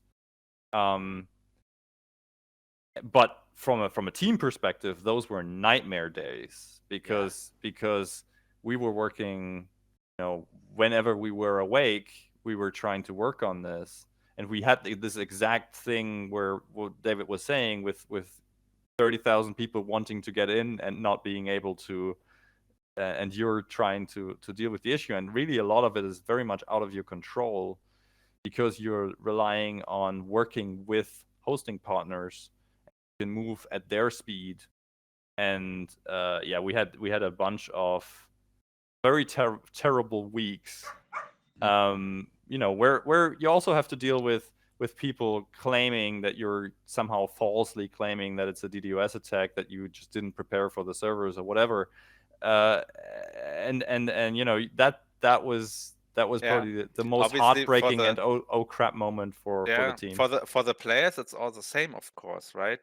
They can't play the game, right? They don't care whether it's a hardware issue, whether it's an issue with their internet provider, whether it's a DDoS attack or whatever, right? It is obviously the developer's fault. Mm-hmm. And I can't really blame them, right? Because from their perspective, they just want to play the game. And Yeah, they Yeah, had been absolutely. waiting And for that's what, why like we 3 learned years so at that much point? about that stuff. Yeah. Like the players had been, for some of them, had waiting almost 3 years at that point to play your game. They'd been actively involved in the testing. Everybody's showing up to beta, like you said. You watched over and over again on those beta releases that those little nodes where the people would spawn, it would just fill up and then they spread out into every direction. You saw that so many times. And release, people were making, I hate to bring it up, but that 27-page document to prepare for release so that your guild could get an advantage. I see some smiling faces on there. Everybody had a guild like that, I see. Yeah, we all prepared, and then it was so rough. And a lot of players don't realize how rough for you guys it is because it was your baby. It was the thing you've been working on forever. At that point, David had been working on it for 5 years, getting ready for that date to make this game work. And then everything that could go wrong did go wrong. And then somehow, within, I would say, about 2 years, you guys had really started to turn it around. And let's talk a little bit about that. What were some of the most fun, challenging things that happened that weren't awful? Something that happened that you were like, this is tough, but it's great to work on, and I love the outcome of what we've done.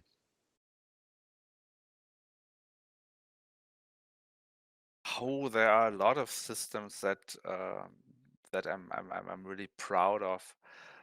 For instance, one of the areas I'm mainly responsible for is the whole combat and spell system, right? That is mostly my design, and a lot of it is my code.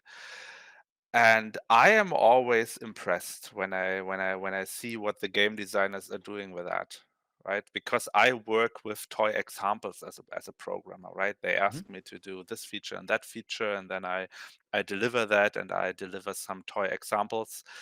And then in the end, I usually on that screen in the office, I see some boss fight, and I'm like, how did they even do that? Is that my system? Um, but it is really fun. It's really cool to see that what is possible, and how you can creatively use these systems to build such a huge variety of abilities and bosses and stuff.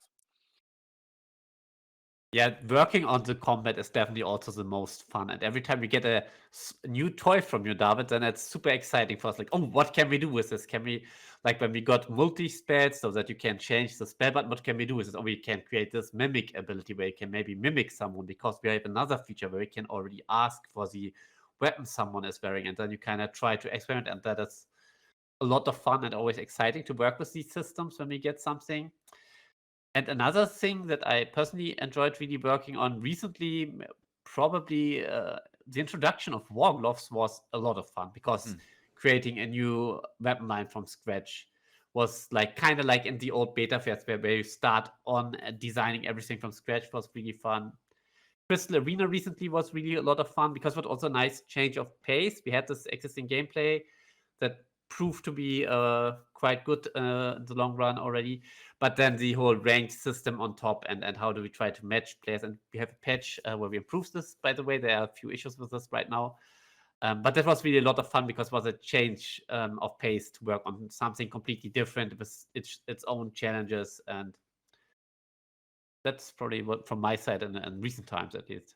I think my answer to the question is it's just all very enjoyable. I think otherwise we wouldn't have made it this far. I mean, there's certainly things that I don't enjoy that much about the work. But every time I get to work on the game itself, we get to drive the direction for a feature or do something creatively. Like last year, I was heavily involved in the music extension, right? Like I did most of the direction, sort of high-level game direction for the soundtrack that was being produced for the cities. These things are brilliant. Working to improve the game. I love, if I have the opportunity, I love sitting down with a feature and doing the balancing and like going really in depth with the economics or the rewards or whatever, building massive Excel sheets to do calculations whenever I get to do that. That's great. Unfortunately, there's not a whole lot of that I still get to do these days. I even late time emergency operations, when there's an issue, you have to either the game went down because of a technical issue, or there is some kind of situation being reported that you have to deal with immediately. Wait, you're enjoying that? Why? Because I get post-traumatic stress syndrome from that now. I do too, but also there is a big satisfaction going to bed knowing that you saved the game one more day and everything's good again. Usually it starts with getting out of the bed in the middle of the night, right? That is also the reality of game development. And wasn't it one of your ex-bosses who said like an online game is very much like a farm, right? When you get up, the first thing is you check the animals, and the last thing before you go to bed is you check the animals. And an online game is very much like that, right? Yeah, full of animals. Well, Anybody checked on Quick Swipe lately? what? Oh, one of the animals of Albion who used to constantly do the edge case. He was always coming up with different things that you guys would have to fix. And I can think of at least 3 different occasions where something he did resulted in the breaking of a system and you guys had to fix it last minute. Then we should constantly stalk that guy on some screen.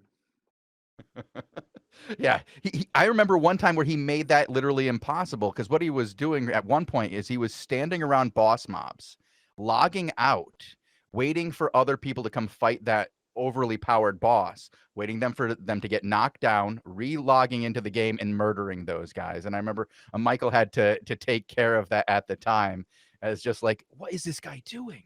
I personally love it when people get creative, right? That other time there was this exploit, the game designers called it, right? Where people committed suicide in front of the invisibility shrine, hoping that some poor fool would try to loot the body and thereby, give up the invisibility buff.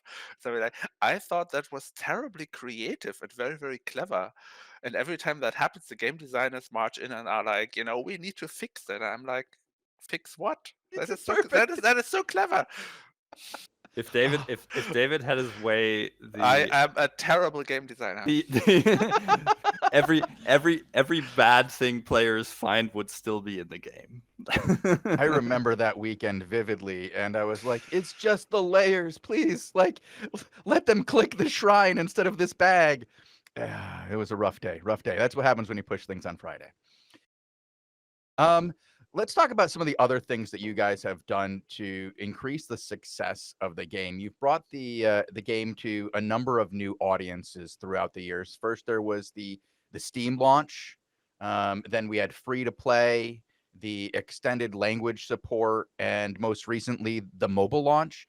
Do you guys have any future plans to expand the reach of Albion Online? Yeah, I was wondering when we're going to get to the present and the future. Well,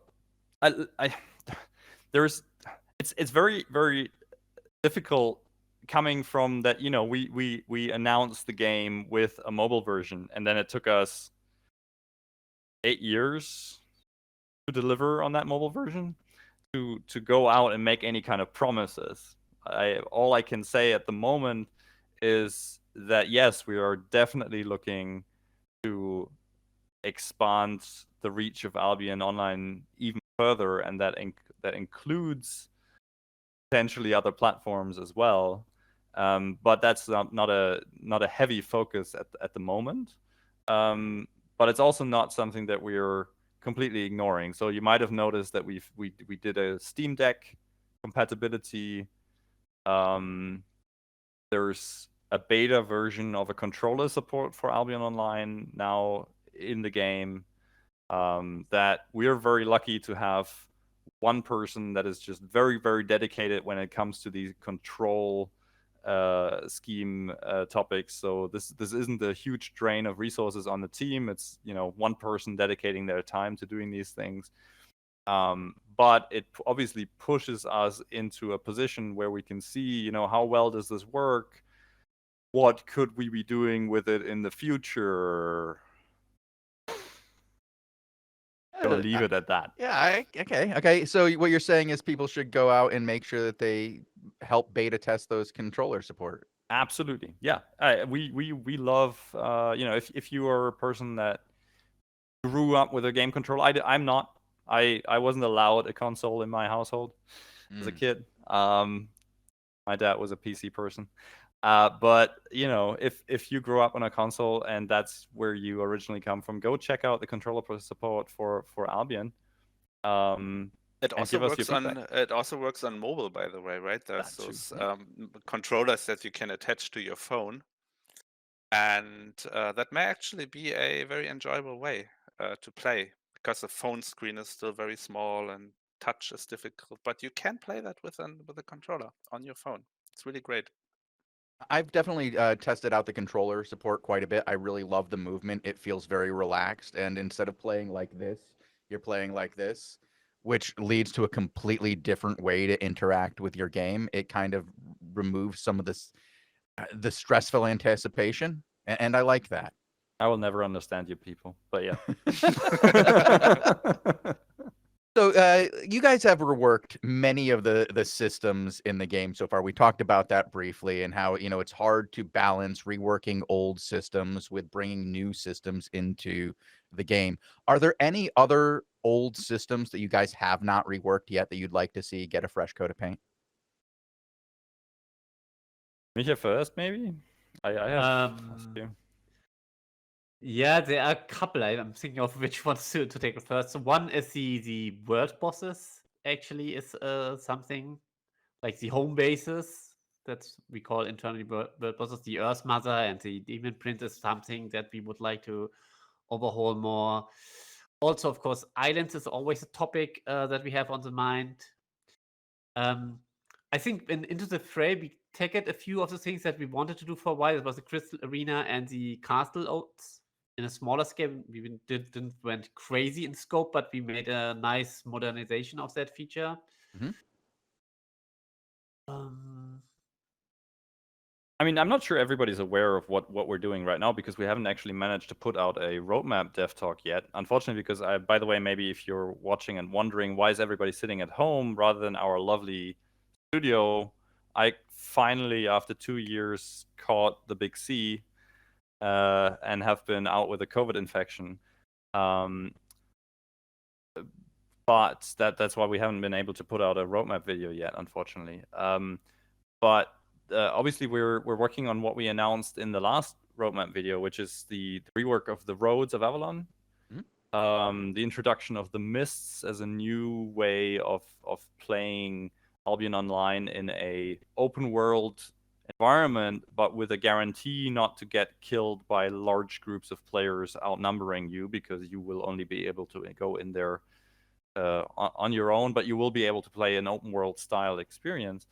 And other features associated with that. So we're currently the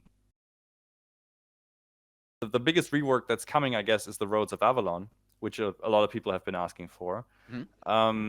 And then while we're working on one big update already in the back of our minds, obviously we're starting to shape up what's going to be the next thing. And like was just mentioned, the player islands are certainly something that we're thinking about a lot, because those haven't really changed since launch, and we feel they're way below the potential of what they could be. there's another actually thing that we are working on right now is improving the whole way that people get into guilds. Better recruitment option for guilds. And I think basically with islands in mind, I'm also thinking a lot about the economic side of that and how we can expand on what we have in terms of economy, but also improve some of the existing economic loops, balance. There's a lot of things we're thinking about there right now. And then there's a huge list of things that are kind of in between a rework and a new feature. That obviously we want to get around to someday. Territories is certainly a thing that we had even considered for this update to make a pretty major change to the territories. There's certainly going to be, looks taken at that. Maybe a little bit generally, how do we approach kind of finding what we're doing, right? Because with Albion, it's not like we have a 10-year master plan that says like we're doing this, then we're doing this, then we're doing this, then we're doing this. The reason why we don't have that is because it makes no sense to even build that plan. It would never survive the first half year of its existence, because we try to react a lot to how the players are actually playing the game. Okay. And that means a lot of the decisions we make in the midterm are influenced by player feedback. We have things like our forums, we read Reddit, we have all the stuff that you send us, we have the roundtable. There's a lot of sources of input.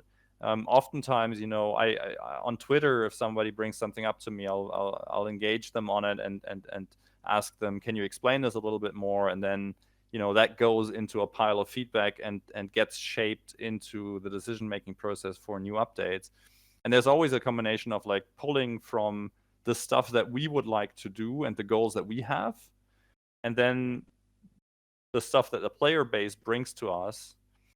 And then we have to consider other things like production capabilities, seasonal timings. Like, for example, with this last update, we wanted to focus on things that had to be launched in the off season, so that with the update afterwards, we would be focusing on things that can be introduced in the middle of a season, because it doesn't impact the season so much, so that we're more free in choosing a launch date, right? So that there's a lot of things to be considered when planning an update. And that also shapes what kind of reworks we end up tackling. Like, sometimes we might work on a feature not because it's necessarily the number one thing that we need to do right now, but because we have the opportunity in terms of team resources or in terms of timing for an update. And oftentimes you will see those things in the convenience features that we're introducing, right? Like in this update, for example, there were a lot of smaller convenience things being introduced that, maybe aren't the number one thing that everybody needs, but when you have the chance, do those. Sorry, very long answer for a simple question.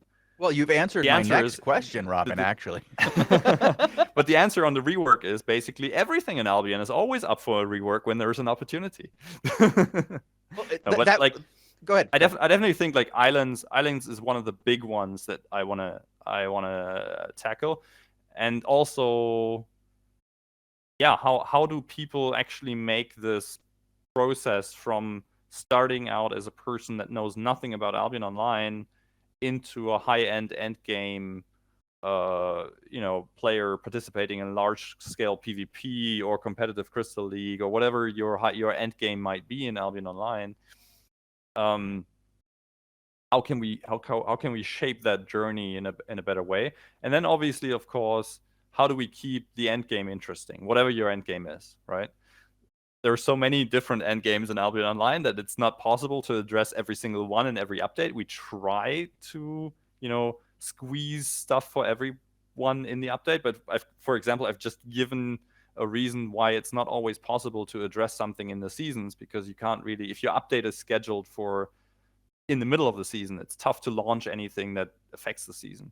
There's a lot of factors like that that have to be taken into account when actually planning the updates. So you probably have a set of principles that you have in place for when you're doing updates. This is what it can't affect. Like, we don't want to affect the seasonal competition. We don't want to affect the Crystal League, for example. All those things have to be in consideration when you're doing a long-term planning. How far out do you actually plan the advancement of Albion Online? Because you said you don't have like a 10-year plan, and that would be impossible. But it sounds like you have plans for well into the next year. Yeah, I mean, we have. So how well developed our plans are often depends on how easy and how well we're moving along with concepts, right? Like, sometimes you'll have everything figured out for a concept and you're just waiting for the development resources to get the concept done. Mhm. And sometimes you have to think about the concept a very long time and spend the time iterating on, involving a lot of people, getting a lot of feedback. All of that takes time when you're working on highly complex things. So basically, if we have the situation that concepting is the main bottleneck, then it can be that our future outlook is very short, and by that I mean a couple of months, 6 months or so. And when we then sometimes have the situation that we have a bunch of concepts worked out, but we're waiting for the dev time to actually get it done, it can be a year and a half ahead. It really depends on the situation, and like we said, we always commit for roughly a 6-month time frame. Mhm. For a period where we are very, very clearly know what we're doing, and we know where 70% of our resources are going to be going, and 30% of the resources are going to be reserved for reacting to what's going on in the game, and patches and smaller shifts that we need to do. And then beyond the 6-month mark, there is a rough idea that we know we will have to flesh out, because that you need to talk to people about concepts. The longer the game runs, honestly, the more challenging it becomes to make changes, obviously, because you have people that have made a gameplay in certain things that you never intended. Like, you're like, this is no longer just my design space in which I can make changes. I have to take into account what have the players done with it, and how much can I still support what they're doing with my new concept. And you have to worry about, obviously, data migration as well, and can't just in the alpha things were easy. In the alpha, we would just say everything gets wiped. Actually, that's the to show my artifact from the alpha days, the wipe hype shirt. That hasn't been around for. It's got the Albion logo on it and everything, so it's like official Albion wipe hype. I wore this in a dev talk during the alpha days because wipe hype was it was a phrase that was going around, right? Like, everybody was excited about wipes. Obviously, we don't have any wipes anymore, and that makes things challenging sometimes, to be fair. And it doesn't get easier the more advanced the game has become. But obviously, it's also, we can do bigger things now. We have the resources, and we also have the time frames. We feel the game doesn't need to constantly get things necessarily to, at least in terms of features. There's a lot of features there now already, so we can focus resources into bigger changes in a way.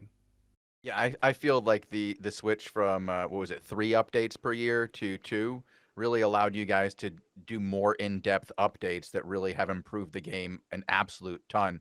But you've pretty much answered all the questions I had for this interview. But I know that Marco, he has been chomping at the bit to ask his questions, and I'm sure he's got some very important ones. Marco, do you have any questions? I do, and it's one word: dragons.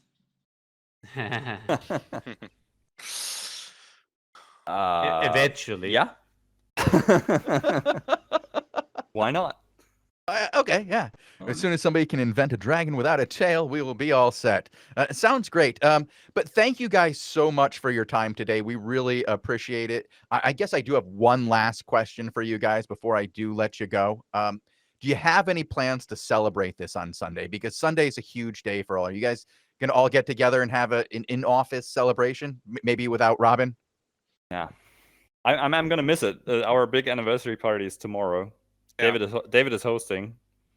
Yeah, I am. I have a very big garden, so I'm always hosting our parties. So yeah, the whole team is gonna come together tomorrow. We're gonna have cocktails and barbecue, and we're gonna celebrate well into Sunday, I hope. Sounds fantastic. I'm so proud of everything that you guys have done. Robin, you look like you have something else you want to say. Yeah, I mean, I wanna invite the players to join the anniversary celebration in the game, of course, with the ongoing anniversary event. I'm really looking forward to your feedback on this one. We love the idea of bringing Albion's history to life, and recognizing that Albion is a world built by players, and that these players leave a legacy, and that you're in this with us. And I want to thank you all for playing our game, enjoying our game, for all the feedback and input that we get from you guys. And we're really looking forward to the next 5 years with you, and way beyond that, hopefully. As am I. It's been a pleasure. Thank you guys so much. David, Michael, Robin, all the guys here at AOTV who've worked behind the scenes, and everybody at SBI who helped to make this show possible. I want to thank you all so much for this. It's been a tremendous success. Thank you so much. And we hope to do it again, maybe in less time than 5 years from now. I'd love to have you guys back on again soon. We'd love to be back. It's a question of finding the time. It's not easy. Yeah. We Thanks a will lot. be back. Right. Thank you, guys. We are going to play some fan art from throughout the years. We'll play that so you guys have an elongated chance to get the Twitch drop, the exclusive Twitch drop that was made available today for this stream. And we will even try to get another replay of this stream up and available for you, as well as putting it on YouTube. So thank you guys for tuning in. Thank you guys for being here. It's been a pleasure. We're out.